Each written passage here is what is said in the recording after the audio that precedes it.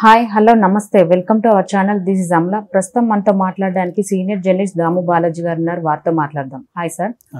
Actor Jayaprada missing అని పోలీసులు చెప్తున్నారు. అసలు ఏం జరిగింది సార్? ఎలా మిస్ అయిపోయింది? ఇప్పుడు వైరల్ అవుతుంది ఈరోజు ఇందాక జయప్రద మిస్సింగ్ అని పోలీసులు వెతుకుతున్నారని చెప్తున్నారు. ప్రధానంగా జయప్రద గత కొంతకాలంగా రకరకాల కోర్టు కేసులను ఎదుర్కొంటా ఉంది. మనం ఆ మధ్య కూడా ఒక వీడియో చేసాము. చెన్నైలో ఆమె ఒక థియేటర్కి కార్మికులకి ఇవ్వాల్సిన లేబర్ ఏదైతే వాళ్ళు ఇన్సూరెన్స్ మనీ అది ఇవ్వకుండా ఎగ్గొట్టడం, అది పెరిగిపోయి 18 లక్షలు 20 లక్షల వరకు వెళ్ళింది. దాంతో కేసు వేశారు. కోర్టుకి ఈమె ఎప్పుడు అటెండ్ కాల. దాంతో అక్కడ కూడా అరెస్ట్ వారెంట్ ఇష్యూ అయింది. ఇప్పుడు ఆమె అలాంటి ఒక కేసులోనే ఇరుక్కునింది. ఇదేంటంటే 2019లో ఈ ఎన్నికల సమయంలో ఉత్తరప్రదేశ్లో ఈమె క్యాంపెయిన్ చేసేటప్పుడు ఎన్నికల నియమాలని ఉల్లంఘించినట్టుగా ఈమె మీద కేసు పెట్టారు. దానికి సంబంధించి ఈమె కోర్టుకి అటెండ్ కాలేదు. అనేకసార్లు కోర్టు ఈమెకు నోటీసులు ఇచ్చి అటెండ్ కమ్మన్నా ఈమె అటెండ్ కాలేదు. దాంతో కోర్టు ఏం చేసిందంటే ఇప్పుడు అరెస్ట్ వారెంట్ ఇష్యూ చేసింది. 10వ తేదీ లోపల ఆమెను తీసుకొచ్చి కోర్టులో సబ్మిట్ చేయమని పోలీసులకి ఆదేశాలు ఇస్తూ రాంపూర్ కోర్టు ఉత్తరప్రదేశ్లో ఆదేశాలు ఇచ్చింది. ఇప్పుడు రాంపూర్ పోలీసులు ఈమెను ఎతుకుతున్నారు. దాంతో ఆమె అజ్ఞాతంలోకి వెళ్ళిపోయిందని చెప్తున్నారు. ఎందుకంటే ఇప్పుడు ఆమెను పోలీసులు తీసుకెళ్ళి కోర్టు ముందు పెడితే కోర్టు ఆమెకి రిమాండ్కి ఇచ్చే అవకాశం ఉంది. రిమాండ్కి ఇస్తే ఆమె జైలుకి వెళ్ళాలి. సో ఆమె ఈ వయసులో జైలుకి వెళ్ళడం అంటే చాలా ప్రాబ్లమ్స్ ఉంటాయి. కాబట్టి ఆమె జైలు శిక్షను తప్పించుకోవడానికే మిస్సింగ్ అయిపోయినట్టుగా చెబుతున్నారు. కానీ ఇవాళ మిస్ అయ్యి పోలీసుల నుంచి ఎస్కేప్ అవ్వడం ఎక్కువ రోజులు పట్టదు. బట్ ఆమె లీగల్గా కోర్టుకి తన లాయర్లను పంపించి రిక్వెస్ట్ చేసి కొద్దిగా హెల్త్ బాగాలేదు, కొంత టైం ఇవ్వండి అని అడిగి ఆ టైం తీసుకోవడానికి ఆమె ఈ డ్రామా ప్లే చేస్తున్నట్టుగా తెలుస్తుంది. కొంత విచిత్రమే అనిపిస్తుంది ఆమె జీవితం తీసుకుంటే. ఇలాగా ఎందుకు చేయాలి? ఆల్రెడీ చెన్నైలో కూడా ఆమె డబ్బులు కట్టకుండా ఇదైంది. మరి ఆమె ఏమన్నా ఆర్థిక సమస్యలతో బాధపడుతుందా అనేది తెలీదు. ఎందుకంటే ఆమె సుదీర్ఘకాలం నటిగా ఉన్నింది, రాజకీయాల్లో ఉన్నింది, రాజ్యసభకి వెళ్ళింది, 2 సార్లు ఉత్తరప్రదేశ్లో ఎమ్మెల్యేగా 2004 నుంచి 2014 వరకు ఎమ్మెల్యేగా గెలిచింది. మరి ఎందుకు కోర్టులతో ఇలాగా ఆమె తలగొక్కుంటుందనేది అర్థం కాదు. అప్పుడు కూడా మనం చూసాము చెన్నై కోర్టులో కూడా ఇదే జరిగింది. ఆ తర్వాత ఈమె డబ్బులు కట్టిందా లేదా అనేది మళ్ళీ దానికి సంబంధించిన న్యూస్ లేదు. అప్పుడు కూడా డెడ్ లైన్ పెట్టారు. డబ్బులు కట్టకపోతే ఆమెను జైలుకి పంపిస్తామని చెప్పారు. మేబీ డబ్బులు కట్టి లేదా టైం అడిగి అక్కడ పోస్ట్ పోన్ చేసుకున్నట్టుగా తెలుస్తుంది. ఇక్కడ కూడా అలాగా ఏమన్నా చేస్తుంది. ఎందుకంటే చాలామంది ఏం చేస్తుంటారంటే కోర్టుల్లో ఏముందులే మహా అంటే ఫైన్ అయిపోతారు, అంతకంటే ఏం చేస్తారన్న ఒక నెగ్లిజెన్స్ కనబడుతుంది. కానీ కొంతమంది జడ్జెస్ దాన్ని సీరియస్గా తీసుకున్నప్పుడు ఇట్లాంటి ప్రాబ్లమ్స్. సో ఇప్పుడు ఇక్కడన్నా ఆమెకి అక్కడ ఇన్ఫ్లుయెన్స్ చేయడానికి కూడా అంత ఇది లేదు. ఇప్పుడు బీజేపీలో ఆమె పేరుకుంది కానీ పెద్ద యాక్టివ్ కాదు. అక్కడ బీజేపీ గవర్నమెంటే ఉంది. మేబీ అట్లా కూడా ఆమె ట్రై చేస్తున్నో తెలీదు. ఇక ఆమె లైఫ్ని కానీ చూస్తే ఇంట్రెస్టింగ్గా ఉంటుంది. ఆమె పేరు అసలు పేరు లలితారాణి. రాజమండ్రిలో 1962లో పుట్టింది. వాళ్ళ నాన్న కృష్ణారావు, అమ్మ నీలవేణి. అమ్మేమో హౌస్ వైఫ్, నాన్న ఫైనాన్స్ చేసేవాడు, సినిమాలకి ఫైనాన్స్ చేసేవాడు. ఈ అమ్మాయికి అర్లీ డేస్లోనే భరతనాట్యం నేర్పించారు. సో ఈమె స్కూల్లో నాట్యం చేస్తున్నప్పుడు ఒకరోజు ఆ స్కూల్కి చీఫ్ గెస్ట్గా ఒక ఫంక్షన్కి ప్రభాకర్ రెడ్డి వచ్చాడు, ఆర్టిస్టు.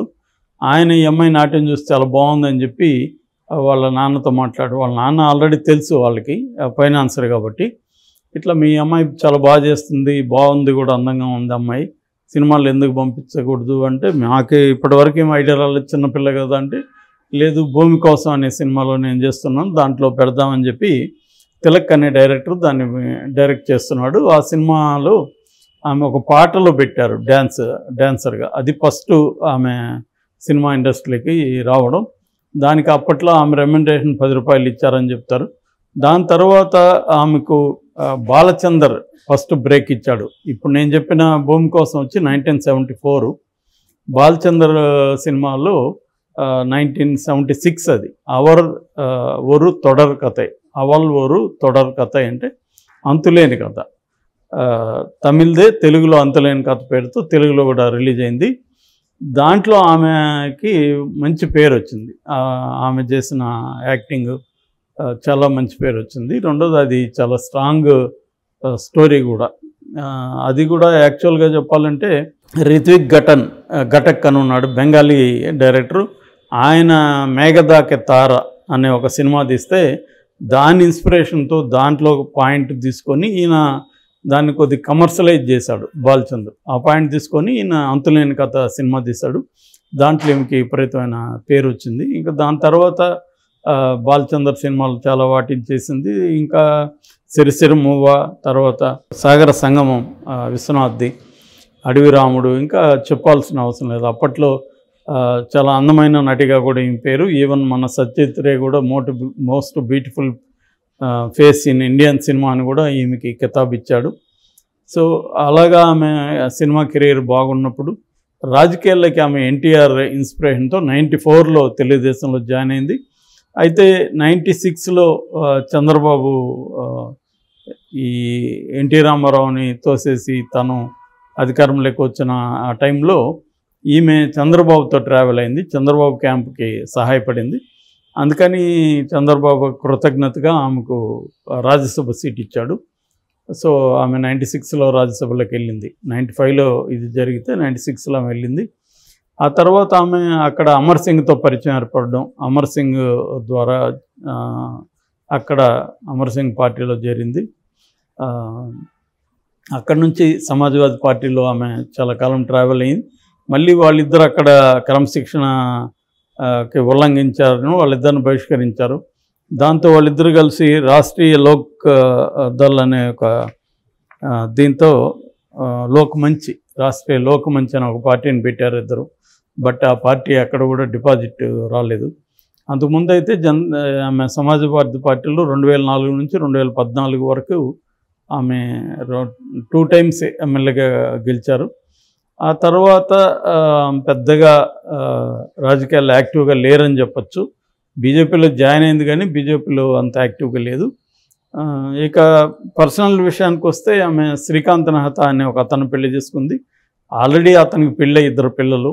అది కూడా అప్పుడు కొంత కాంట్రవర్సీ అయింది. ఈమెకి ఏం అవసరమైంది ఆయనతో పెళ్లి చేసుకుంది అంటే, ఈమెకేదో డబ్బులు లాస్ వచ్చింది దానికోసం ఆయన్ని పెళ్లి చేసుకుంది, ఇలాగ రకరకాల కథనాలు వచ్చాయి.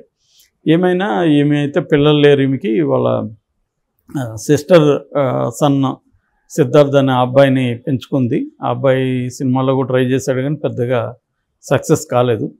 ఆ తర్వాత ఆమె పెద్దగా ఇట్లాంటి వివాదాల్లో తప్ప ఆమె పేరు పెద్దగా రాలేదు. అప్పుడప్పుడు ఒక సినిమాలు చేసింది. సువర్ణ మందిరం అనే ఒక సినిమా చివరిది అని చెప్తారు ఆమెది. సో ఇప్పుడు ఆమె గత కొన్ని రోజులుగా కోర్టు వివాదాల్లో చిక్కుకున్నట్టుగా తెలుస్తుంది. మరి ఈ వివాదంలో నుంచి ఆమె ఎలా బయటకు వస్తుంది, ఆమె ఏమన్నా బీజేపీ పెద్దలను పట్టుకొని ఏమన్నా మేనేజ్ చేసుకుంటుందా ఏం చూడాలి. ఎందుకంటే ఆమెకి బీజేపీలో ఇప్పటికి కూడా పరిచయం, దాని ఏమంటారు, ఎన్నికల ఉల్లంఘన అనేది పెద్ద అందరూ చేసే నేరమేది. ఎన్నికలు ఉల్లంఘించిన రాజకీయ నాయకులు ఎవరు ఉండరు నియమాల్ని. సో అది పెద్ద కేసు కాదు. కాబట్టి ఇది నాకు తెలిసి ఆమె దీని నుంచి ఎస్కేప్ అవ్వచ్చు. బట్ టెంపరీగా మాత్రం ఆమెకి ఇబ్బందులు ఉన్నాయి.